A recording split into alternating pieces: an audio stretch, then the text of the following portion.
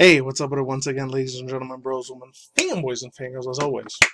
Tacos, mannygmendez, and everyone else in between. Nintendo Sony Free 2011, aka MannyTendoWolverine. You guys are wrestling Juice Downs Source channel, like I just said.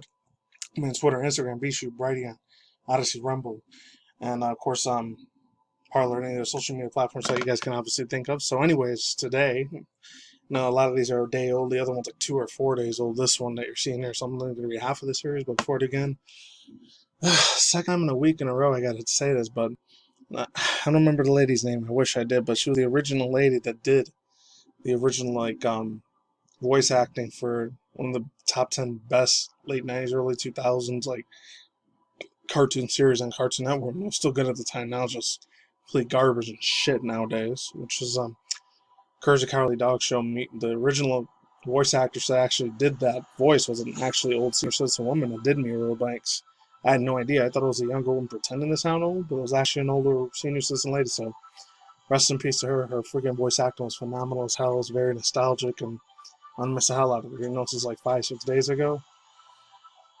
Better late than never. So hopefully she truly is in a better place than heaven. But anyway, there's that. Other than that, there's that. And also wanted to say real quick, I wanted to talk about this whole thing with a lot of these video game journalists like 3 or 4 days ago. Getting pissed the hell off because a lot of female video game characters have unrealistic bodies and their breasts are too big and their boobs are too giant, and like, why do they have to be beautiful? They need to be uglier, like nastier looking. Like, fuck all of them. They can literally burn in the rotten pits of hell. Fuck all of them. Asshole pieces of garbage shit, motherfuckers. I'm gonna fuck themselves. I don't care. Kill themselves, really. But anyways, and I should be playing some Digimon music, and I'm playing Mass Effect music. It'll make sense later. And there's going to be a super long ass track for this thing, so I'll leave the link to the playlist down below. So, it says, as it says here, Digimon Tamers 20th Anniversary Stage Show shows CanelCulture villain. This comes from Kim Morrissey. I haven't read for Anime News Network in a long ass time. And the last time we even did anything like EA or Ubisoft related was when I talked about Anthem a couple of times here and there, and I think I talked about it when they tried to buy Fall Guys or whatever, and their little minions fucking... Not Minions movie, they're Minions video game. It's complete garbage shit, by the way. If I had a son or little daughter right now, I would not let them play that garbage. It's super trash as hell. And I was originally going to read this other thing, very big controversy PokemonGo's been in lately, unfortunately, but says there, Pokemon Go's most pronounced. I didn't know why it says pronounced. It says something else. I guarantee you it does. Yeah. Oh man, they announced changes and it was really, really fucking bad, unfortunately. And a lot of people boycotted the crap out of the game because new changes are going to have in August. We'll get to that bridge when we get there, hopefully. So this comes from Shikanya. Oh, okay. This comes from someone else besides Kim Morrissey. Writer Shikanya J. Koganaka expresses the support for blah, blah, blah, blah, blah. Playing them scam, fake BS, bullshit crap, not real virus. In retrospect to the blog post. So it goes to say here. Oh, okay. I don't know if I can see it now. Oh, no, I can't see it now. But yeah. I'll leave the link down below if you want to read it on your own time. So it says, the Digital Fest, or DigiFest, event on Saturday featured 20th anniversary stage for Digimon Tamers and a third Digimon series. This one's a little bit older, so I'm just going to read half of the article like I said before. Say it again. Hopefully I get this up Friday. If not, it'll probably be out Saturday. The show includes a live scripted reading play of the original story serving as a sequel to Digimon Tamers, and a modern-day notably story featured a number of politically charged words and themes, including political correctness and cancel culture. I think that's stupid as hell, but let's keep moving. In the play, Tamers are reunited to fight against a new villain, which will take place from PC, runs to the to the real digital worlds. Chief Officer Yamaki dramatically describes the greatness of problematic of pacing people's and internet media because it forces people to confront single value systems and censoring real world news to replace them with fake news. Although Tamers are initially nonplussed by Yamaki's breathless call to action, they're shaken when political correctness takes on the physical form launches an attack. Of course, that's other bullshit.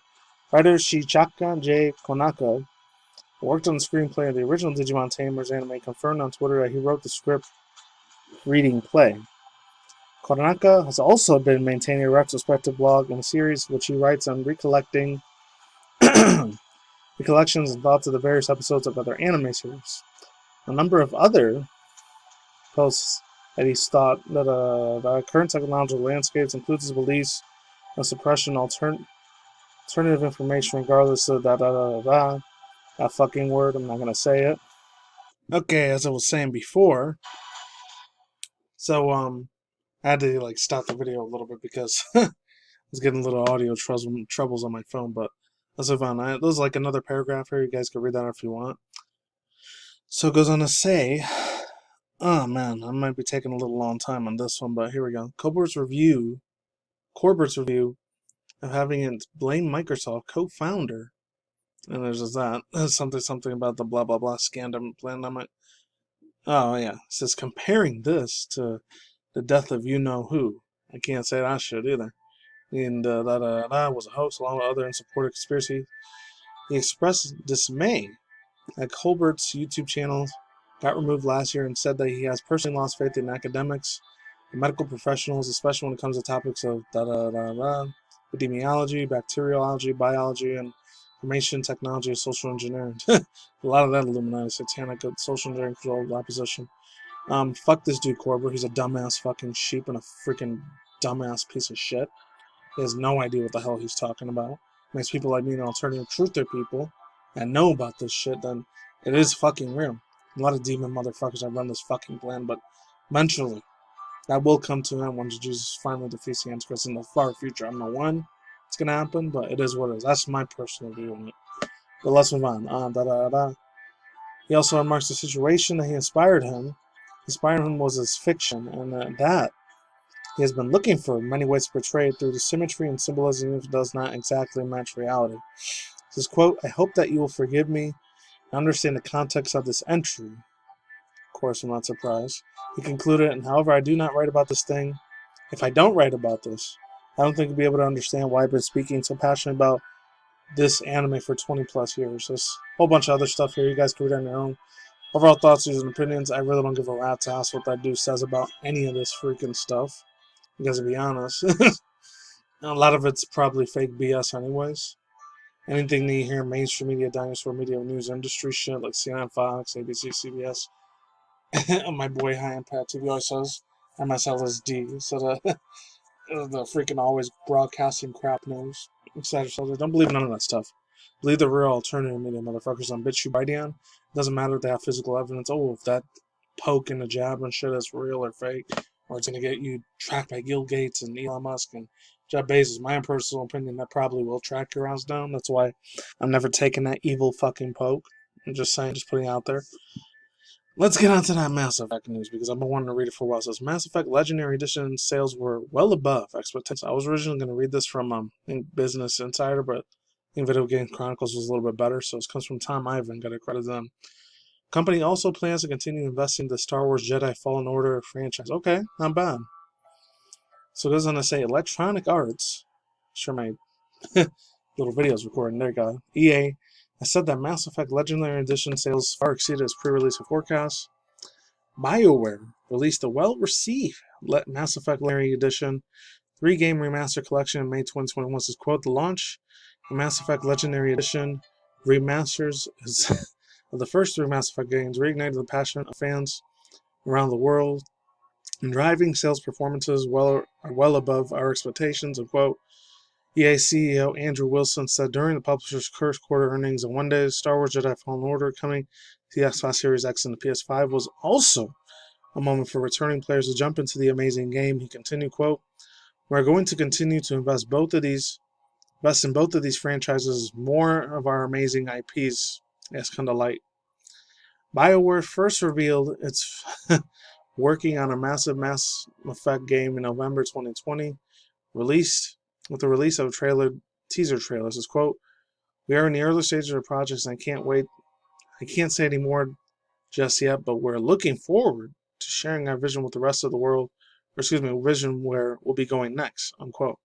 Set in time. In December, BioWare revealed that the Mass Effect trilogy Veterans have returned to work on the next day of its entries of the series. Also goes on to say, during an earnings call in May 2020, Wilson suggested that EA would create a Star Wars Jedi Fallen Order after Respawn's 2019 game surpassed expectation with over 10 million sales. And this June, EA claimed that there has been a, quote, played over 20 million people across all platforms subscriptions. More recently, EA has suggested it won't allow any new Star Wars games until 2022 next year. You have to be patient with all that, because I do play a few Star Wars games here and there. Not as much as I used to, but I'm not saying I'm not much as a hardcore fan like I was back in the 90s and 2000s, because it's when I was a bigger hardcore Star Wars Jedi fan back in the day. Well, let's move on. During Wednesday's earnings call, Wilson also said in returning a new release Battlefield game every 2 years probably makes sense. However, he suggested that he should, quote, think about Battlefield as a service and teases free enter components too. Ugh. And I need that BS microtransaction bullshit starts coming back again. This is one of the reasons I really don't like playing modern day Star Wars games. Some of it is the whole pay to win, especially if you do it on mobile. Your freaking wallet's gonna be broken. Rip your wallet, because it ain't gonna freaking exist anymore after that. But anyways, let's go on to the next one. Unfortunately, a lot more old school stuff here. So it says, PokemonGo's most prominent players call for Niantic to reconsider the removal of the Platinum scam limit, pre-partial shutdown U.S. economy, etc. the rest of the world. My personal fucking opinion. I'm gonna stick to that shit for the rest of my life, but let's move on. There's another one. Oh, okay. Update. This is a new one. You guys can read the older news that they said in the bottom part below the original story, so I'll leave that down below. PokemonGo developers comes from Tom. Those got credits you there. Pokemon's Go developer Niantic has responded yesterday to community-wide outcry over its removal of the game's extended interaction a distance of the US and New Zealand. Niantic's lanky bog also allows community concerns, but then again underlines just how important the removal of the extended interaction distance seems to be the company's. And also goes on to say, even if the face of enormous community pressure, there is no quick U-turn here. I see what he did. The player wears it because U-turns an attack, Pokemon attack. You got it. However, Niantic has said it will be, with a bit of time, look further into the matter with an internal team and community leaders, with finding to be shared next season on changes September 1st. Also goes on to say, because, quote, we have heard your input loud and clear, so to address concerns you have raised, we're taking the following action. Lawsuits, Niantic wrote, we're assembling an internal cross-functional team developer proposal designed to preserve our mission. Inspiring the... Okay.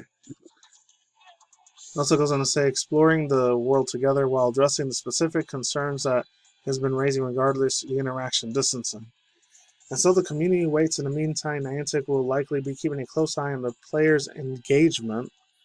Yeah, I'm not surprised. I hope they fucking do, because if not, that sucks. So also goes on to say, players' engagement spending while the US and New Zealand continue with a reduced interaction distancing for the rest of August. After yesterday's protest fade into memory, will a meaningful percentage of players change their habits? Or perhaps will they rate Palkia, the game's latest must-have legendary shiner? As for Niantic, the company has now had 3 other weeks to investigate whether the compromise can be found to extended distance to give fans something of what they want, while also staying true to the company's long-term goals.